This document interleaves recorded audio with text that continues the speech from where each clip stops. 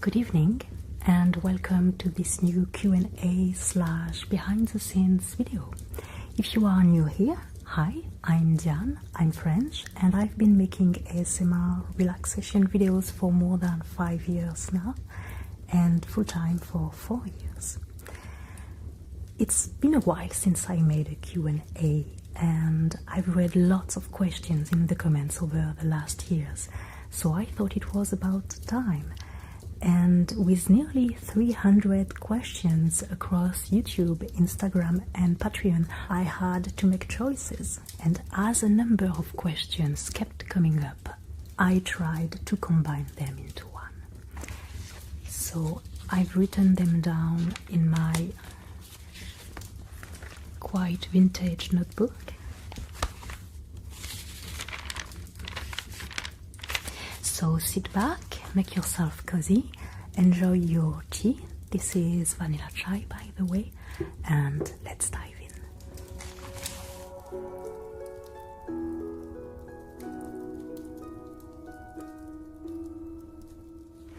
And let's start with general questions about the channel and videos.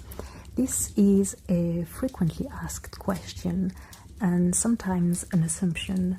Do you have a production team? Do you work with your husband? No, I never had a team and I don't think I will ever have one. The main reason is that I enjoy almost all the steps of making a video and I'm not ready to share or delegate any of these at the moment. Another reason is that I'm not a social person and I don't have a lot of patience, including with myself. So working with an assistant or anyone else wouldn't be very comfortable for me, nor for this person. And my husband does give me a helpful hand from time to time on some videos. I will give a few examples later, but he has his own full-time job, so even if he wanted to, he wouldn't have time to make the videos with me. So the answer hasn't changed since the last Q&A video. I still make 99% of the videos on my own. I have also read a lot of questions about my filming space. Where do you film? Is it always the same room? Yes, I film most of my videos in my studio that I've been using for almost 4 years now, and you can find a video where I show you the space. However, the outdoor scenes are quite obviously filmed in natural landscapes, and 2 videos were actually filmed here in this room. This is my mother's living room. I'm not in my house. And these were The Lady of the Manor, the very first one, and the cooking roleplay. But all the others, starting from the end of 2021, were filmed in my studio, in which I build a different set every time. And my sets usually fit in about 8 square meters. What inspired your passion for ASMR, specifically the cinematic style? Movies, I guess.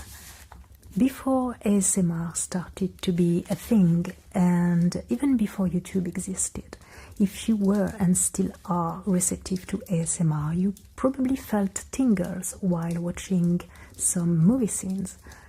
Good examples that come to mind are, of course, the Ollivander scene in Harry Potter, or Grit cleaning Vermeer's studio in The Girl with the Pearl Earring, or Winston examining the letter in Broken Flowers.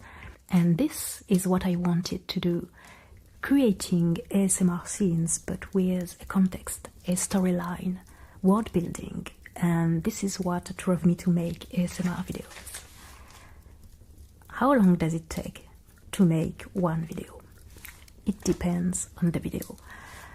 What I call the cozy basics, meaning hairstyling videos, sorting videos, would just require between 4 and 6 days of work from the first idea to the final editing stages, but the role plays are on a totally different level. Most of them would require between 3 and 5 weeks of work, full time. because they involve lots of research, props hunting, preparation, etc. I will talk about all these aspects later.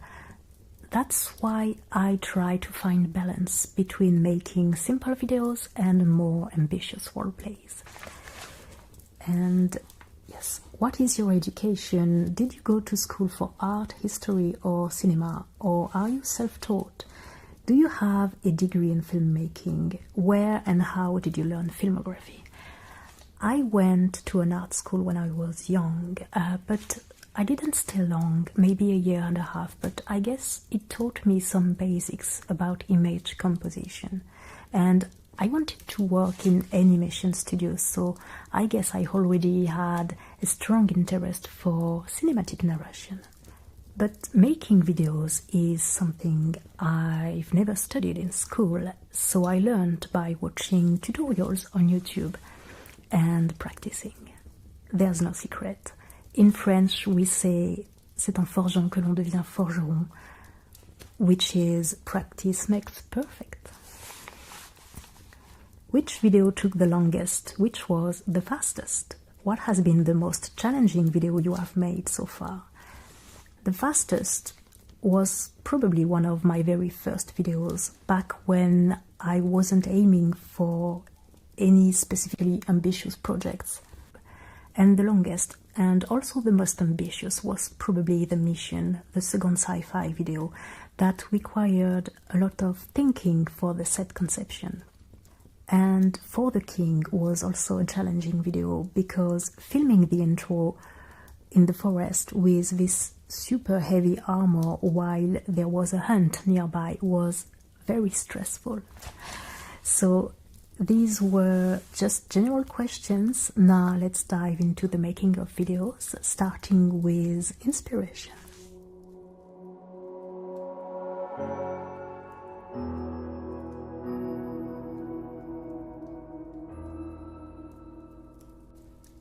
Another popular question was, where do you get your ideas? How do you come up with new ideas for your roleplays or sounds? Are roleplay suggestions from Patreons, or do you insist on your own thoughts and imagine scenarios? Most of the time, an idea for a video will pop up in my mind without any warning. It can be after watching a particular movie or series scene, reading a book, listening to some music, and in these cases, the first thing I do before the idea flies away is write it down. I always have a notebook to hand everywhere, in my handbag, by my bed, on my desk, everywhere. And from then on, ideas for that specific theme or concept will come in batches over the following weeks, often when I'm driving or having a nap. And this is one of the best moments. As you are holding a string and you feel that there is something you have to pull towards yourself, idea after idea, until it's gone. And this is when you get shivers because you know you are on to something. And if you're an artist or a creator, whether it's painting, writing, playing music, or making videos, you probably know what I mean. And this is the most exciting moment in the creation process, in my opinion. Suggestions from Patreons or viewers sometimes inspire ideas, but this is very occasional. I have a very long list of ideas. I usually plan my videos for the next 6 months, and the list grows faster than I can make videos. I'm curious to know how you plan your vision, create your sets. What are the different steps of making a video from start to finish? Once I have a clearer vision of what I want to create, I can dive into the making of the video, and this usually involves many steps. First, drawing the outlines, including the different ASMR triggers and sounds I might use. Research, whether it's for a specific piece of knowledge, skill, or visual references for my set or costume design. budgeting for the roleplays, so I make sure everything I want will fit within my budget, or if I have to compromise on some aspects. And I will talk about the financial aspects as well. Then, writing the script, storyboarding outdoor scenes, and deciding if someone will join me as a guest voice. Scouting for filming locations when I need an outdoor scene. Hunting for props or furniture, depending on the video again. Building my set.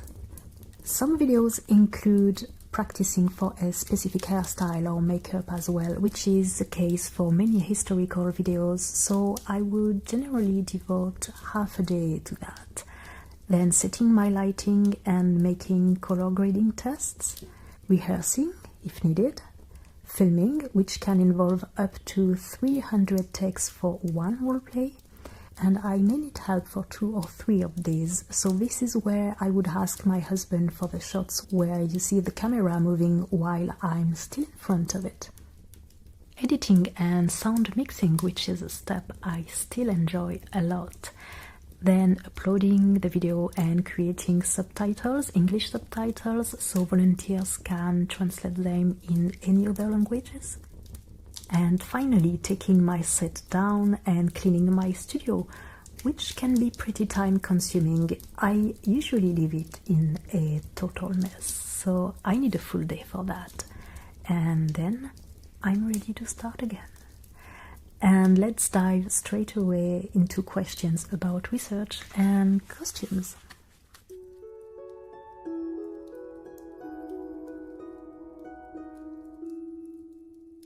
And that leads me to a question I really like. What is your favorite part of the process of making a video and your least favorite? We'll see about the least favorite part in a moment, but my favorite part is definitely research. Being able to make something you really enjoy while learning is priceless to me. Honestly, I only find videos stimulating if I learn something new. I need this to feel motivated, and it could be anything from a craft or skill to general knowledge, often about history or science. And that leads me to the next question again.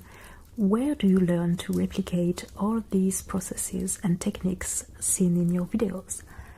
YouTube is definitely a great place for tutorials, and I use them a lot when I need to learn a specific gesture or technique, like the gilding in my latest video, which I found very interesting, or cooking with a fireplace. But for other techniques or bits of knowledge, I sometimes turn to a professional and chat with them, or join a one-day workshop, which was the case for the spinning video.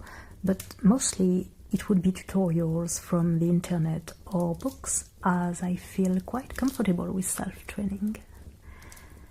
Do you study any past eras before you create a video? If so, how much time do you spend and what resources do you use? Yes, of course. Although my videos are not 100% accurate, as it's not my intent to make documentaries and I don't have an unlimited budget, I like to be as close as possible to what things looked like at some points in history. It's hard to tell how much time I spend for that, but usually it's an ongoing process. I will always seek information about eras I'm interested in, even if I haven't planned a video specifically set in this era. Again, the internet is a great resource for information, but I still use books and documentaries. One book I always use for costume research is John Peacock's Western Fashion History, which I spoke about in a couple of videos before. And speaking of costumes, where do you buy your costumes? I have a few favorite costume makers. Again, I made an entire video about this a few years ago. If you want to watch it, it's still relevant. Some costumes are made from second-hand pieces that I mix and match. For example, the sci-fi costume, or the bookseller costume, or the detective. But when it comes to historical costumes, which is something I've always been passionate about, I would turn to a specialized seamstress or shop, especially if I design the costume myself, which has happened a couple of times. And still about clothing, where do you buy your beautiful scarves and stoles? They were all found in second-hand stores for a few euros. What is the most challenging part of creating ASMR videos that viewers might not realize? I think this is probably one of the most interesting questions I have read. And I think this part, research. It's not challenging, it's more rewarding, but I think this is an aspect of making videos that could be easily overlooked by viewers. I sometimes read comments from some people who seem to think that making videos is about dressing fancy, pressing the record button on the camera, and boom, uploading it. But filming and uploading is only the tip of the iceberg when it comes to the process of making a video, and as you could see, it involves so much more. Another challenging part is filming outdoors. In general, 1 minute of video, such as an intro or outro for a roleplay, requires 5 to 10 hours of preparation and filming. I have to know exactly what I'm going to shoot, because I'm dependent on natural lighting or the weather or people who might be watching me, which is quite uncomfortable. So I always do a quick storyboard to be as efficient as possible once I'm on location. It is still a lot of work, but very stimulating. And of course, but this is known to most people watching ASMR videos, dealing with unwanted sounds from the outside can be a real pain.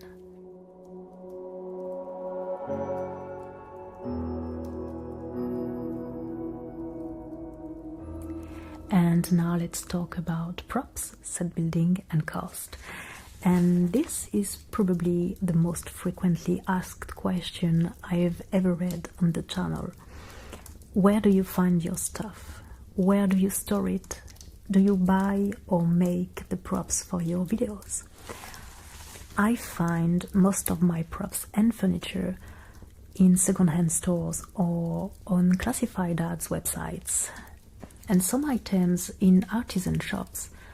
I try to buy second-hand or antique items as much as possible, only resorting to new items if I can't find an alternative. And in that case, I would turn to small artisans and handmade items. Etsy is a great platform for that, but very unfortunately it tends to be more and more overrun by cheap manufactured items. And it all depends on the video, but sometimes I would make the props myself. Some involved a lot of homemade props, such as the Middle Earth shop or the shelter, but most of my sets usually include a mix of bought items and handmade items. And I have a small room in my attic, about 6 or 7 square meters, where I store the props I might reuse. But for bigger pieces, such as furniture or items I know I won't reuse, I just sell them or give them to charity shops or to family members or neighbors. How do you make enough money from these videos to cover all the expenses of the props and be worth all of your time? They are free for us to watch, yes, and so they will remain. The money I spend for my YouTube videos simply comes from my previous videos and YouTube ad revenue. Basically, the more my videos are viewed, the more I will have budget for the next videos. This is how it works for every creator on YouTube, whether they are making a living from it or not. I also have a Patreon account where people can support me financially while getting access to exclusive content, and this has become an important resource for me as well. Which leads me to the next question: why don't you have sponsorships on your videos? There are 2 reasons. The first one is that I like to remain independent and not be tied to a brand.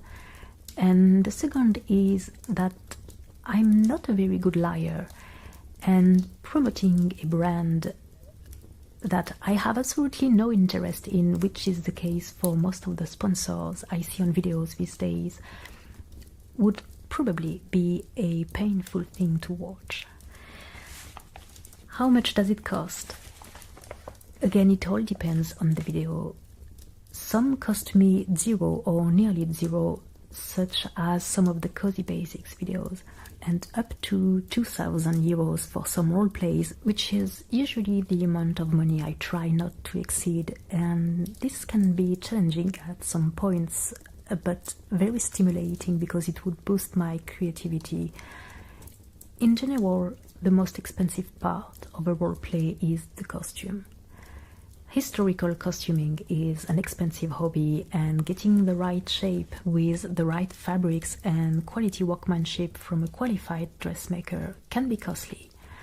As an example, the most expensive costume I've had in a video was from the Royal Gone roleplay. What are some of your favorite props you've acquired? I think my favorite one is still the lens set I used in the Steampunk Optometrist roleplays, but I usually try to not get sentimental with my props because there's a good chance I won't have the room to keep them. And still about props, there were a few very specific questions about the one-shot roleplay, so be sure to skip this part if you don't want to spoil the magic. Just how long did it take you to write, print, cut and glue on the numbers on the little boxes in the video? Where did the wands come from? Did all the boxes have a wand? What have you done with them? The video is a bit old now, but I remember spending hours cutting and gluing the labels on the black boxes and putting the boxes together myself because most of them were sold flat and had to be folded. It was time consuming, and of course most of the boxes were empty, maybe 80% of them. They were too small to contain a wand anyway, so I just created the illusion of long boxes by putting them on the edges of the shelves. Most of the wands shown in the video were from an Etsy shop that no longer exists, and the others were secondhand, so I don't have any links to give you. I remember making one or two myself with twigs found in the forest, and although I've kept most of the wands because they are pretty, I gave all the little black boxes away because I could not keep them. I'd like to know how you manage to transform your studio for each shoot, especially the walls, how you manage to create the illusion of new wallpaper. Do you remodel a whole room from scratch? How long does it take you? As I said in the beginning of the video, yes, I do remodel my studio for each new project. Usually I use large pieces of fabric as walls and also old wardrobe doors if I want wood panels. And depending on the video, building a set can take from 2 hours for a tutorial set, for example, up to several days, such as for the sci-fi videos, which involved a lot of DIY, mounting and painting.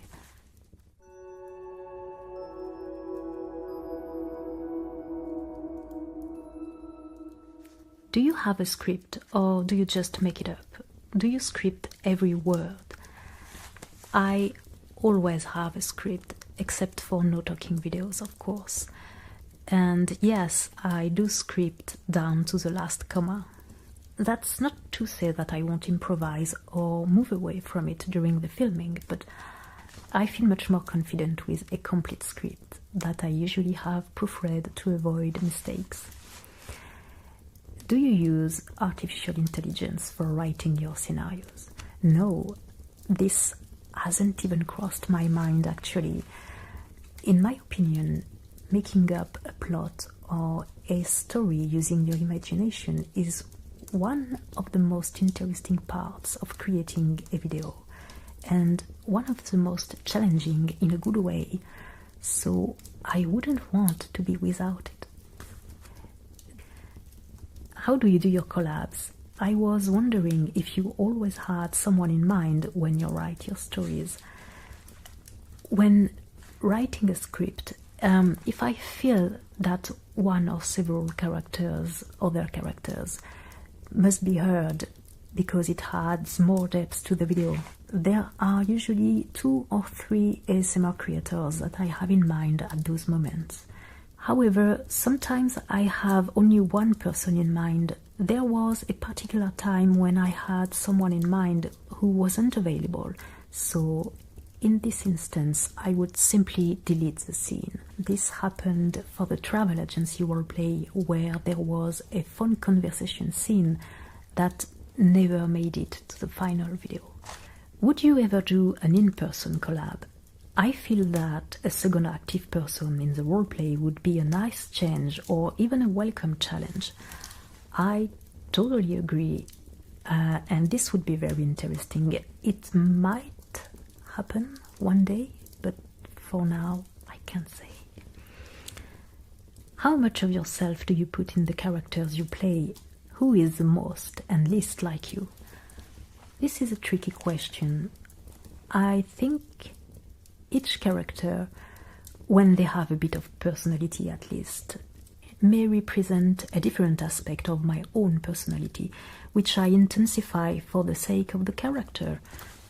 I can be bossy with people I know well, and yet I'm very shy, so I think I would be some kind of blend between the 17th century cook and the 18th century servant, although my favorite character is Blanche Higgins from the detective roleplay. And the least is probably the French teacher, as being a teacher requires patience, and I don't have any, but this is quite a neutral character after all.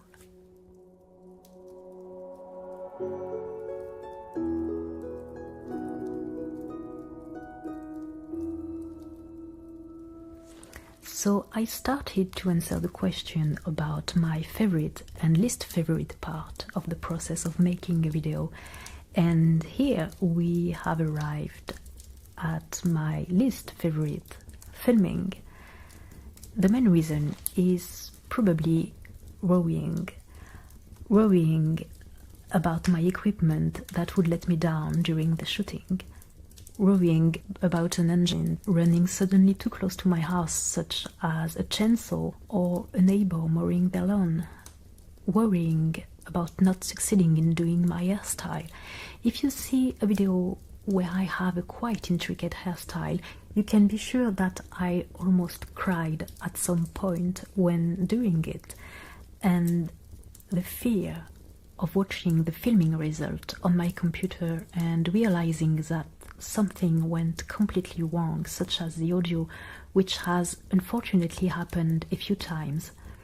And since I'm on my own and don't have a team, I always have a lot to look after while I'm filming, and it's a bit of pressure because no one is going to tell me if I forgot to switch on a light or if I need to wipe my nose.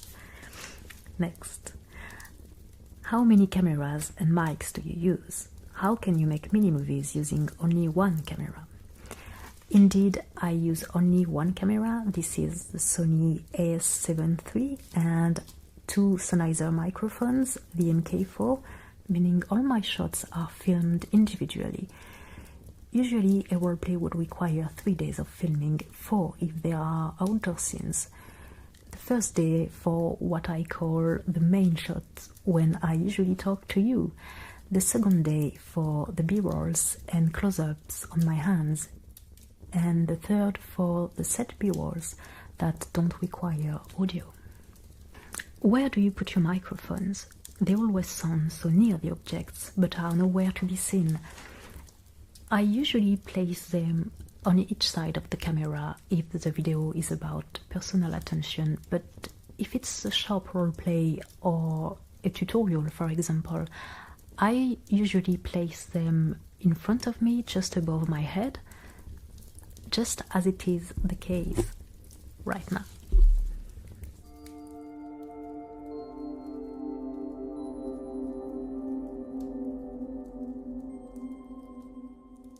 What is the editing process like? And how do you focus on a certain sound more than another?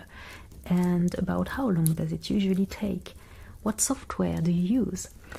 I use Adobe Premiere Pro.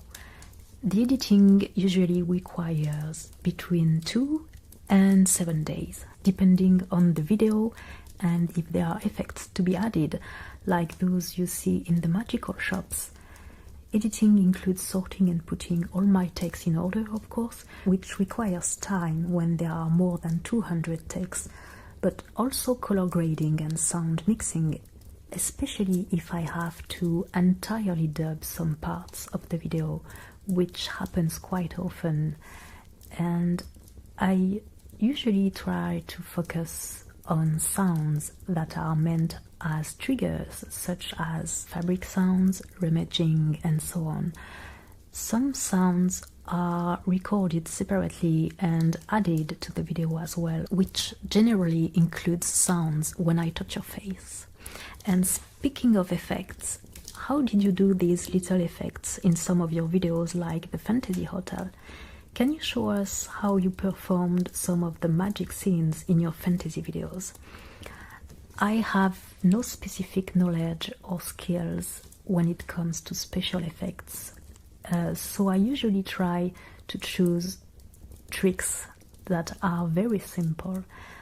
For example, in the one shop, I used a hairdryer to shuffle the pages of the book and the tape measure on the counter. When it comes to things falling, I would generally ask my husband to throw them off camera. That is another example of help I would ask from him. And I sometimes use a few visual effects directly in my software, such as light, shadow, or smoke effects. What if the making of your ASMR videos doesn't turn out as imagined? How do you feel then? A bit upset, obviously. Spending weeks on a project that ends up being different or not as good as I wanted it to be is frustrating. However, and surprisingly, most of the videos that didn't turn out the way I expected were quite appreciated by most of you, and two good examples are The Ancient Ways and The Cook and the Kitchen Hand. But fortunately, there are also sometimes videos that turn out better than I expected, such as The Midnight Feather Hotel or For the King.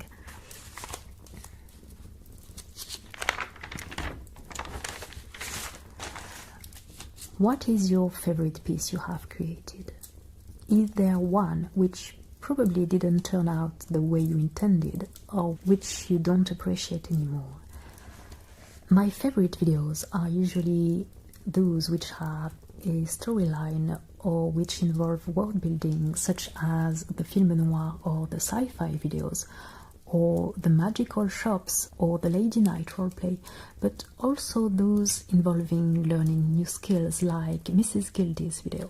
Like I mentioned, the cook roleplay turned out to be a bit of a letdown for me. I enjoyed the set I built in this room very much, but there was so much to take care of, especially during the filming. The fire going, the microphones and camera I had to keep moving, my costume too tight that I kept adjusting, the lighting, and the fact that the pie had to turn out as something convincing.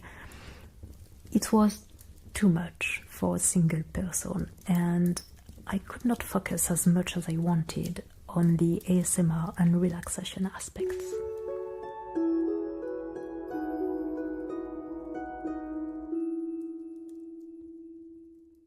And now let's get a bit more random and personal, which is going to be the longest part. I'm curious to know whether the people around you know what you do and follow you. Do people recognize you in the street? Most of my neighbors know about my channel and are subscribers, but I don't think a lot of them actually watch my videos. And only 3% of my viewers are French, so the chances of someone recognizing me in the street are very slim, especially with my glasses on, no makeup, and no flattering light. What do you see in your future? As in, what do you want to aspire to or see your channel do and become? For how long do you think you'll be pleasing us with your fantastic and awesome work on YouTube? Thank you. I think I have found my rhythm in making videos, and I feel good with the way I'm doing things at the moment, even if my channel has entered a quieter era. But of course, I'd like to try more challenging projects like filming in new locations such as historical places. But as I said, I wouldn't feel comfortable working with other people, and it's obvious that I have reached the maximum of what I can do on my own or with an occasional helping hand. So if I want to evolve as a video maker or even a filmmaker, I will have to get over my reluctance and accept long-term help. How many videos are you working on right now? 3, including one for next October. I have to anticipate the costume, for which I'm doing some research right now. Will we see the apothecary again? I don't think so. Will we meet the 18th century French aristocrat again? Maybe, but I don't know when. What are your favorite triggers and sounds? Favorite ASMR creators? My favorite sounds are probably paper sounds, rummaging, and unintelligible whispers. So obviously triggers I will often include in my videos, even though I never get any tingles from my own productions, and I have plenty of favorite ASMR creators. If you ask me the same question in 2 months, the answer will probably be different. However, one of my all-time favorites and also one of my main inspirations to start an ASMR channel is Blue Whisper.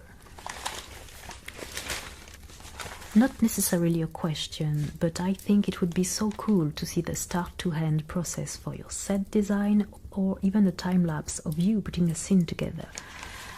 I make these kinds of content for Patreon, so if you'd like to support me, you will find the link in the description. I'm sorry, my voice is getting a bit tired, I guess. Any advice for someone who aspires to make such cinematic content?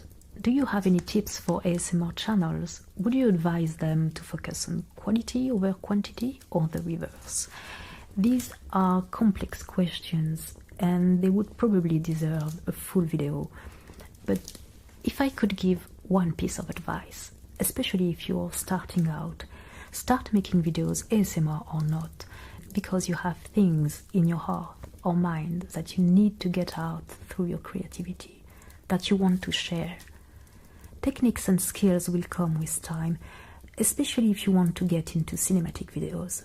This is something that can be taught and learned, but your fuel should be the pleasure of creating. Don't start with the goal of getting views or money. These are no long-lasting driving forces and the fastest way to burn out.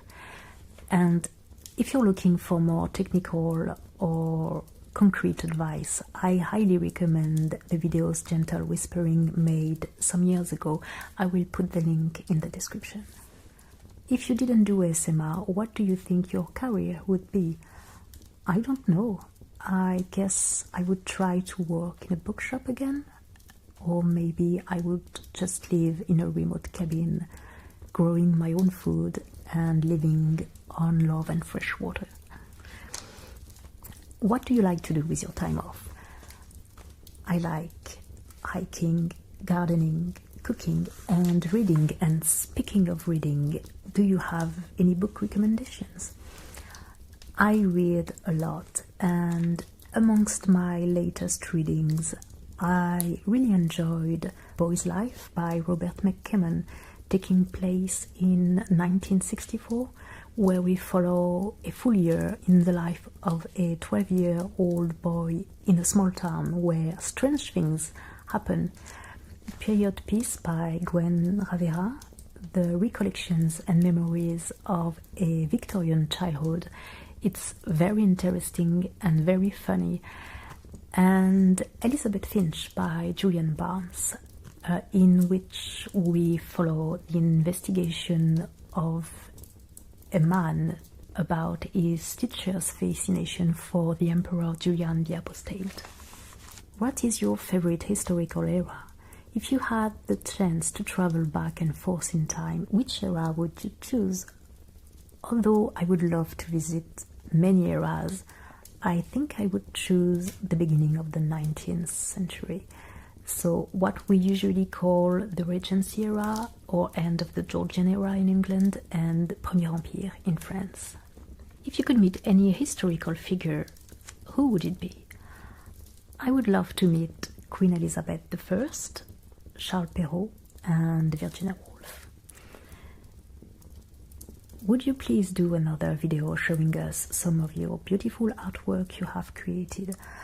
I would gladly do another one, but I fear that I have already shown all that I consider worthy, and the rest is rubbish to me.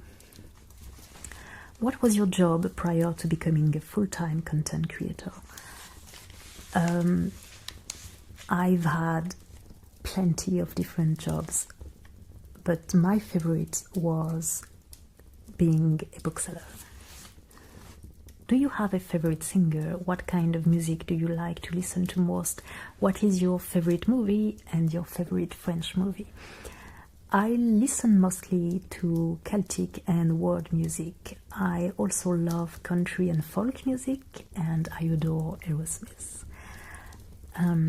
Lately, I've also felt nostalgic with the music from the 90s, so I'm listening a lot to Alanis Morissette, Tracy Chapman, and the Cranberries. My favorite movie is probably Victor Victoria with Julie Andrews from 1982. Yes. And I love Louis de Funès. So I guess my favorite movie is La Folie des Grandeurs from 1971, because it still makes me laugh a lot. What part of France do you live in? Would you do more videos in the forest? I live in Brittany, and yes, I think I will do more videos in the forest, but not this year. Do you think you would ever get short hair? The wig you wore in the film noir detective roleplay looked amazing on you. Thank you, but this wasn't a wig. It was my real hair that I curled and rolled so it would look like short hair. And I will keep my hair as it is for now, because it's much easier to achieve historical hairstyles with long hair, although it sometimes literally ends up in a bunch of knots at the end of the filming. Are there any more hobbies or skills you would like to learn to make an ASMR video for? Yes, I'm very curious, and I would love to give any craft in this world a try, although I'm not sure about the next one. Looking at all the costumes and props you have, I was wondering if you are also silently indulging in reenactment events. No, I'm an introvert and I've never been to any event with one of my costumes. My question is, have you ever made or considered doing any other film production outside of this ASMR channel? No, I haven't, and at this stage, I don't know if this could be a thing one day. Would you consider doing ASMR that's out of the box, like a villain or a lady mob boss? Yes, definitely. I've already planned 2 darker characters for this year, and I will see where this will lead me. The first one will be for late April. Do your family and friends watch your videos? I don't know, maybe some of them do, but I'm usually not very comfortable talking about my videos with my relatives.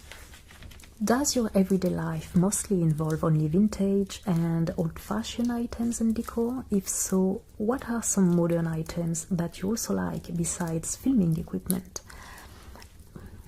Besides the obvious technology demanded when filming videos, I have a rather simple life with not so many modern items. I don't even use a smartphone, I don't like it.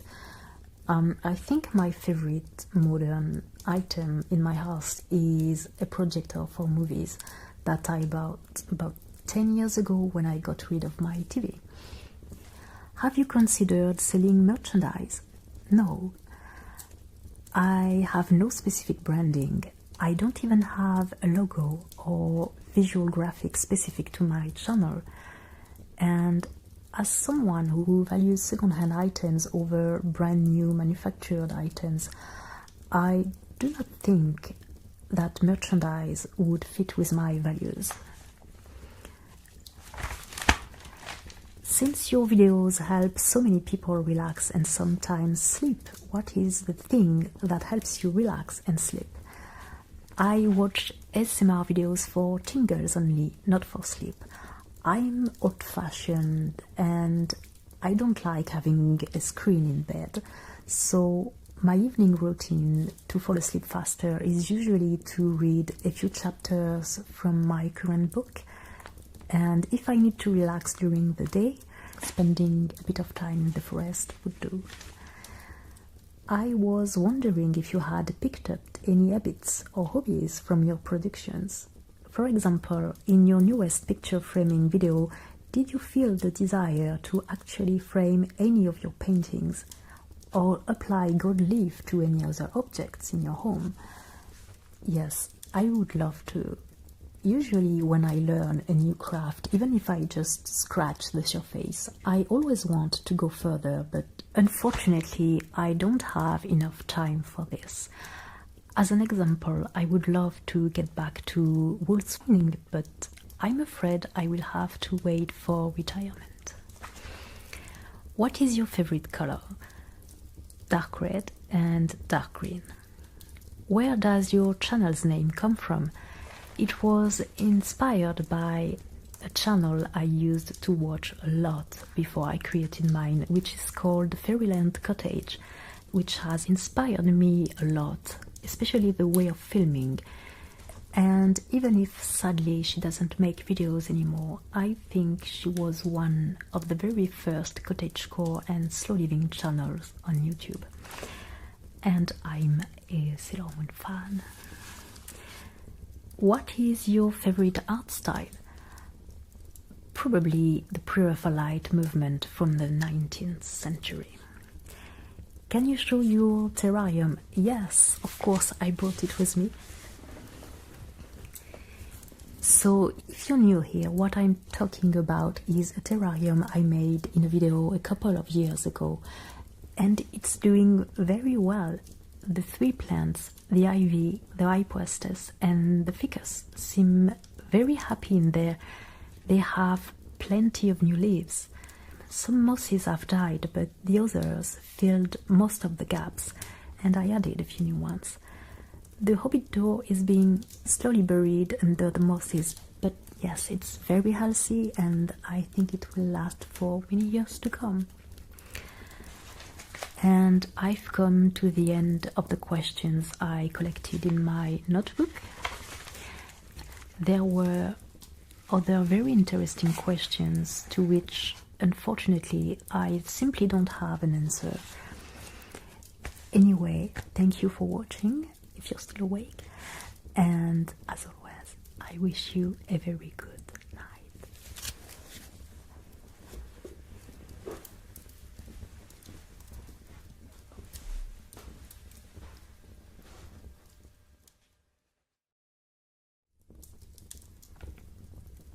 And there is, j'arrive pas à me relire, are not long-lasting driving forces and the safest. Also, old World War I. I'm sorry, my voice is getting a bit tired, I guess. Is it sexy?